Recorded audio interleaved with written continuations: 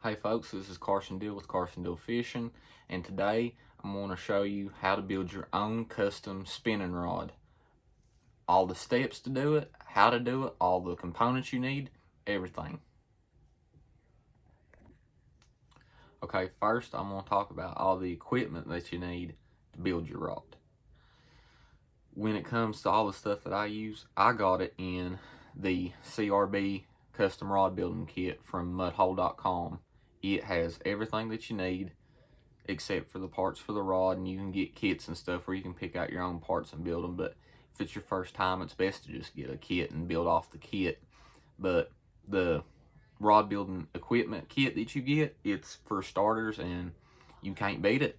I mean, if there's anything else a little extra that helps along the way, I'll show you as I'm going through it, what process I use the extra thing I got for.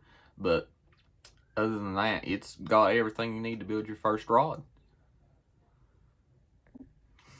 Now we're going to get into all the parts that you need to build your own rod. You can get the rod kits from Mudhole, which is a great thing. It's got every part that you need to build your rod, and they're great rods, but I personally like to pick out my own pieces so I can have it exactly how I want it. First thing you're going to need is your rod blank. This, you can't build a rod without a rod blank. It's the most important part. I recommend the MHX blanks. Hard to beat. Solid rods, very sensitive, extremely light, and very affordable. After that, you're going to need your reel seat. You can go with whatever reel seat you want. This is the Fuji SVS, I'm pretty sure, and it's just the one I like. And then for it, you're going to need your grip, depending on what kind of reel seat you get, what kind of grip you're going to have to get. But this is the cork one for it. It slides on like that, and you can see. Beautiful. Love it. Love cork. Next is going to be your fighting butt. This is the cork fighting butt. I think it's 2 1/4 inches, and it's got this tendon to put the butt cap on, so it's a 2-piece fighting butt. You can get some that are just 1 piece, and you just ream it out and stick it on the end, and that's all you got to do. But that's a 2-piece. Then you're going to want to pick out your hook keeper. This is a American Tackle hook keeper. This is the small size black color. I love it for spinning rods, and I use it on my jerkbait rod and some casting rods, but every spinning rod I use, this is what I put on it. Then after that, you're going to want to go to arguably the second most important part, your line guides. You might not think it'd make that big of a difference, but especially on spinning rods with wind knots, and mostly wind knots, casting distance too, I like to go with the American Tackle microwave guides. I don't know what it is about these, but they cast farther and you get significantly less wind knots. And they're affordable. They're not too bad. You can get some of the cheaper ones and they're great. This is the finesse set, so it goes size 20, size 6, size 5.5, and then runs with 5s all the way down the rest of the rod. Next, we're on to the last part that you need, the tip. This is a Fuji tip, size 5, and this is the SICK guides. This SICK is the best tips, best inserts you can get. They're indestructible.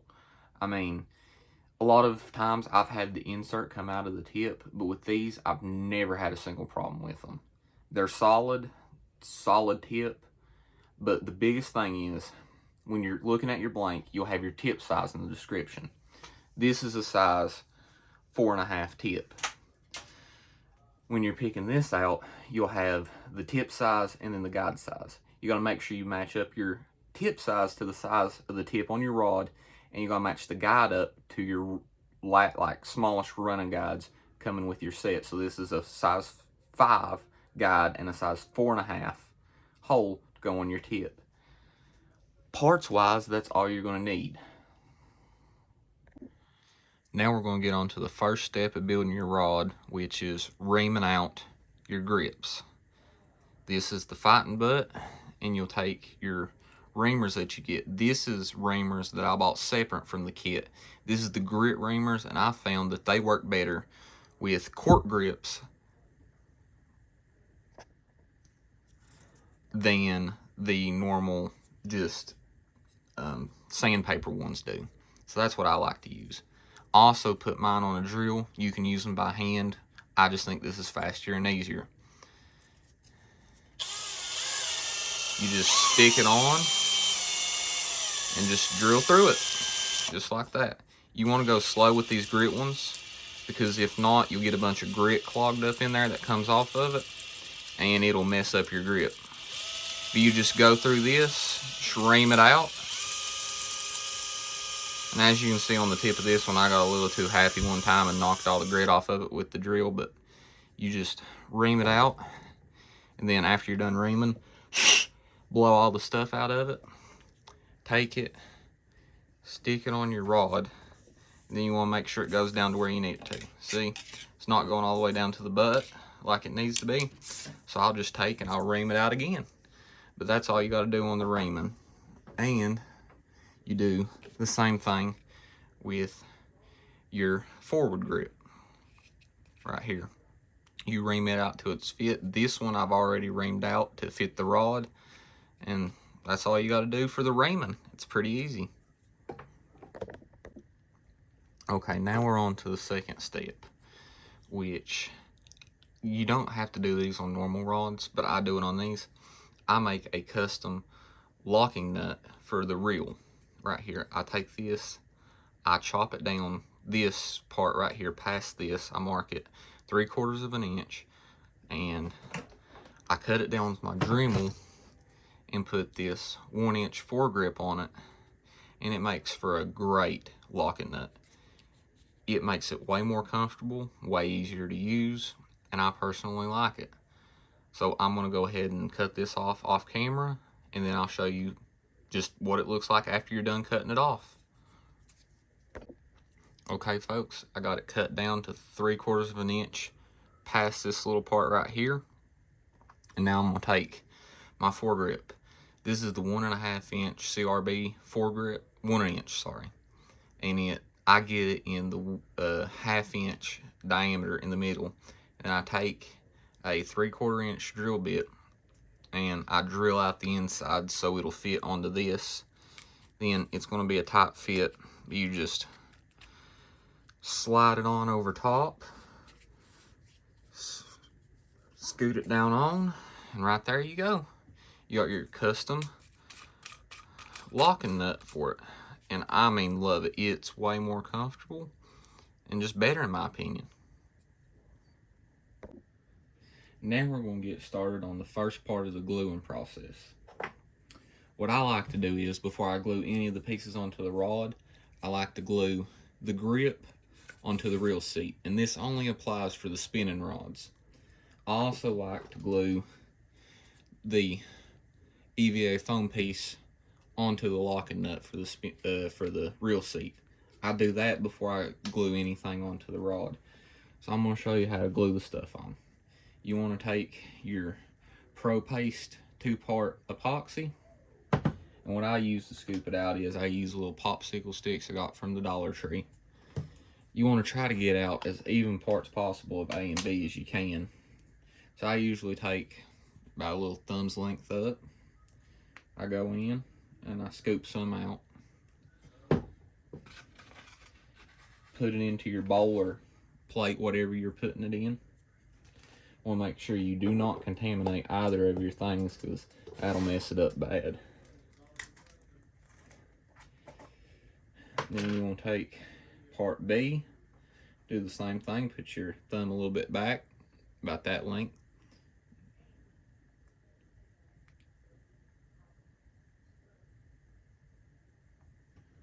And scoop your big glob out. Make sure you put the lids back on right after so nothing gets dried out or anything. It takes a while for them to dry out, but always better safe than sorry. And what I'll do with that stick that I use to get each part out, I throw it away and get a brand new stick to stir and apply with. So you want to make sure you stir it up really good. I mean, it's got to be stirred up good. If you don't stir it up good enough, it won't harden right and it won't be strong. Or sometimes it won't even set up if you don't stir it the right amount. But you want to make sure you get it stirred real good. Just stir it up, just mix it into itself.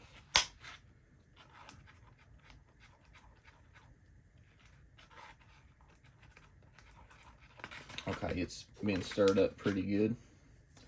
So what I like to do when I'm putting this little piece onto the locking nut, I apply my epoxy to the inside of this part.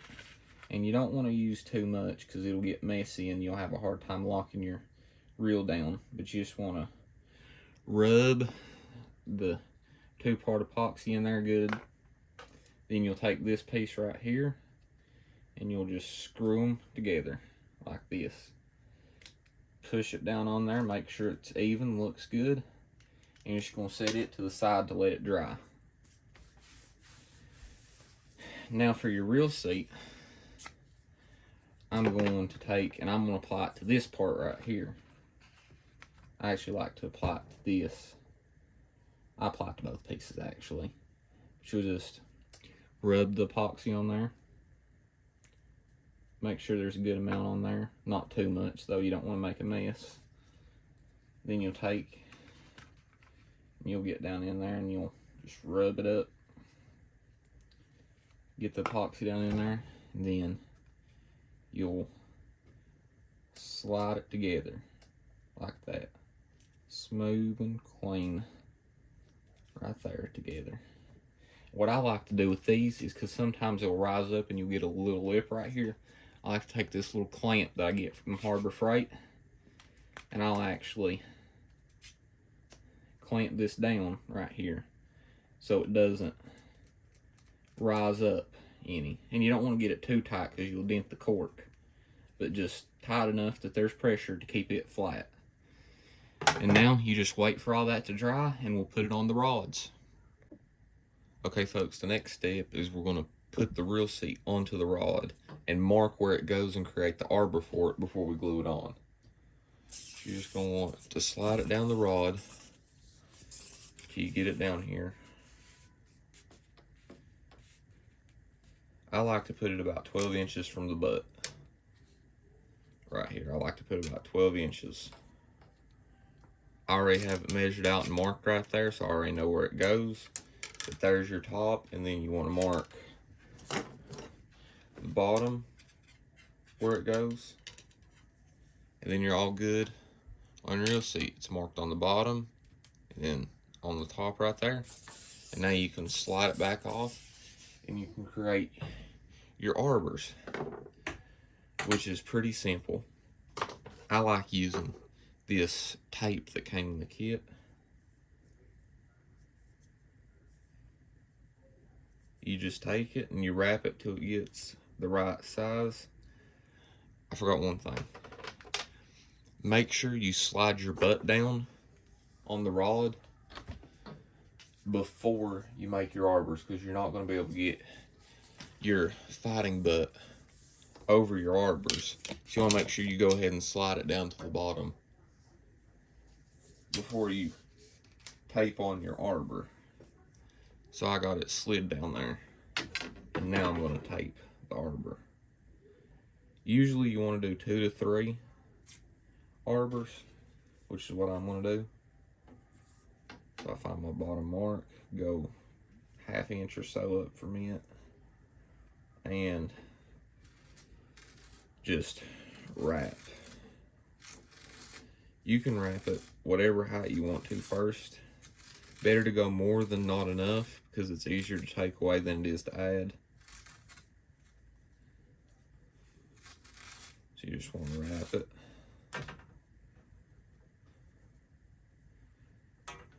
Now, I'm going to go off camera and do the other 2. Okay folks, I got my 2 arbors on, and now we're to the last step before we start gluing the pieces on. You're going to want to find the spline of your rod. And all I do is I hold the butt in my hand and you roll it. You're gonna feel a click right there. That's my spline. It'll just kind of click into place. And you want to mark what side's up. Put a little mark on the end right there. And that's how you spline your rod. Okay, now we're on to gluing the reel seat and the fighting butt on. I got it marked right here, and you want to put your spline down. I like putting it down on a spinning rod. So I'm gonna go ahead and I'm going to slide my reel seat down on right here, not all the way down, just right here. And then I'm gonna take some of my epoxy that I mixed up like I did in the steps before, and I'm gonna find my mark for the top, and I'm gonna put it right below that mark and just spread it down. I just like putting a little circle like that.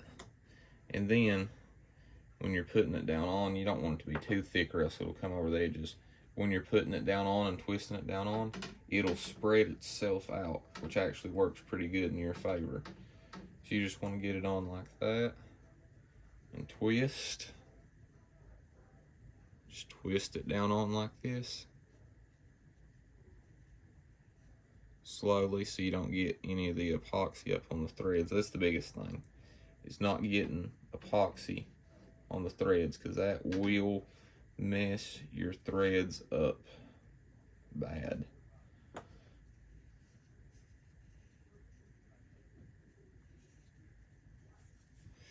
Just want to keep twisting it down on.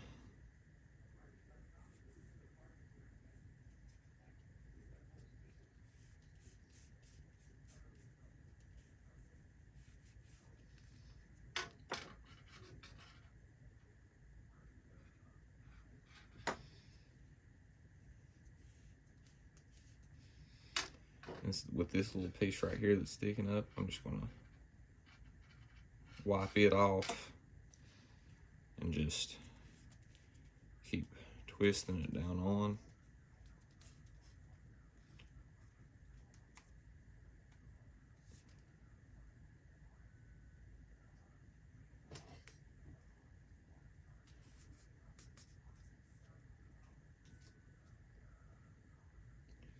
And I'm just gonna keep moving it down till I get it to where I want it.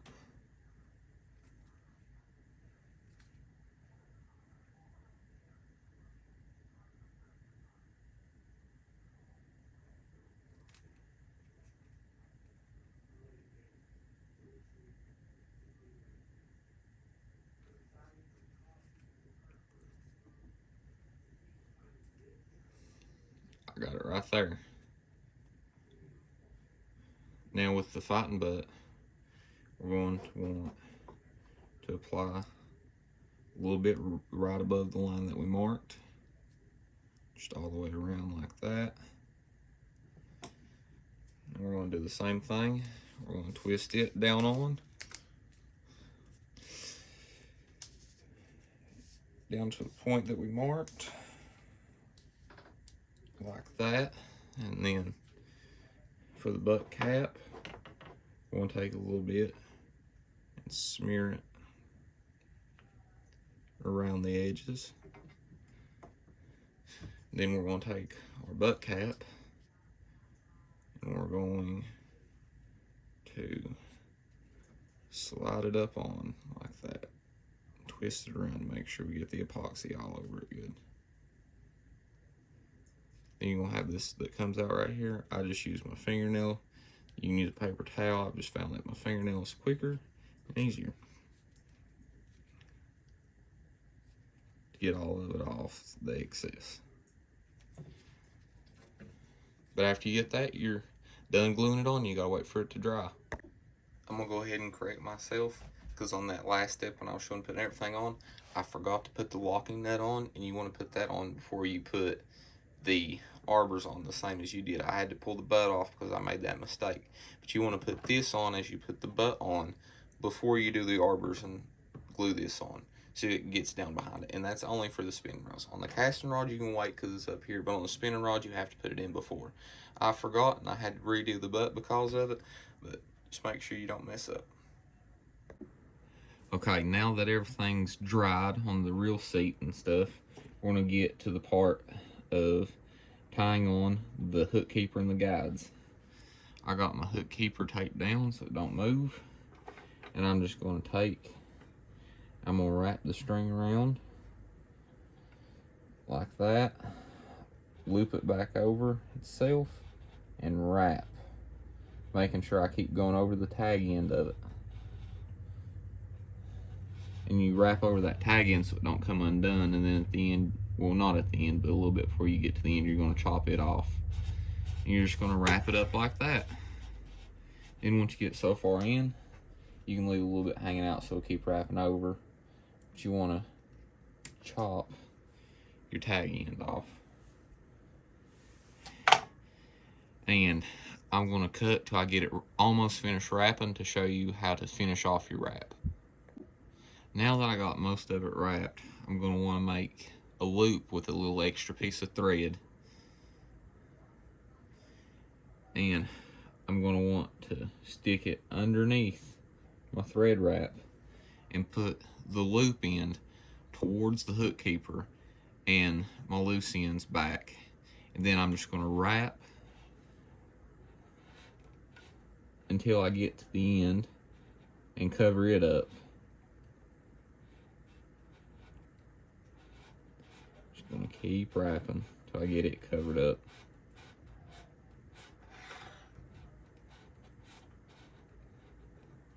Right like that.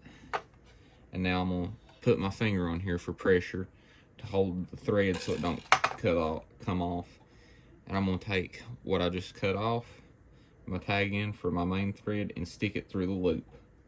Then I'm gonna take my two loose ends and I'm gonna pull it through.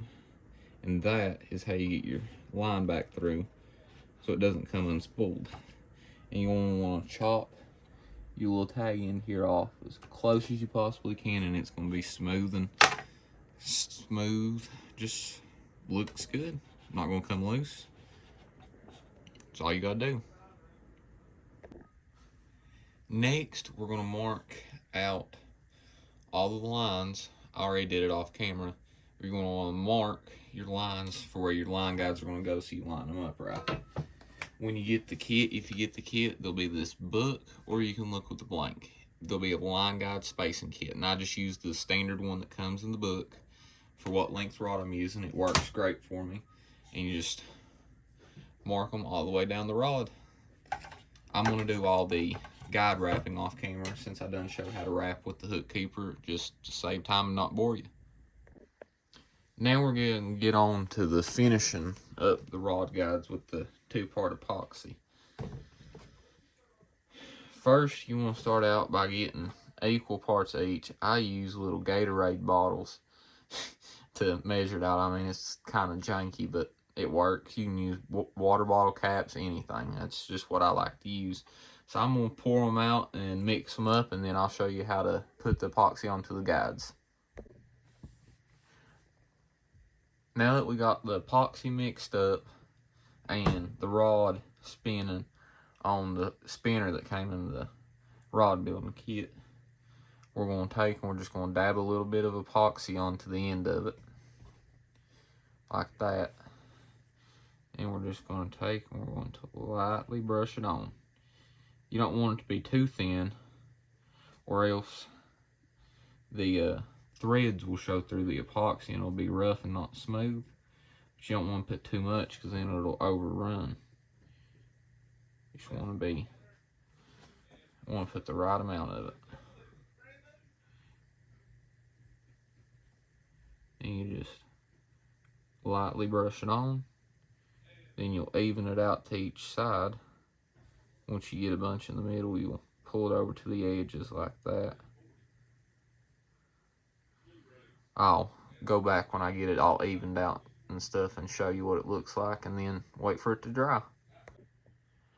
Now that I got it all evened out, I'll zoom in on it and show you what it looks like. See, it's all evened out to the sides. Looks good. And now I'm just going to do the rest of them and wait for it to dry, and then I'll come back to you with the finished product. Okay, folks, now that we let everything dry, our rod's finished. You can see, looks good. Guides look good. Looks all good. This is the finished product. There's the handle. There's all the guides down through it. Finished product. It's nice, light. I think if y'all fix your own spinning rods, you'll love them. Beats buying them any day, cheaper, and they feel better. But very nice rod. That'll be all. Make sure to like and subscribe to the channel. And don't forget, come back for the next video.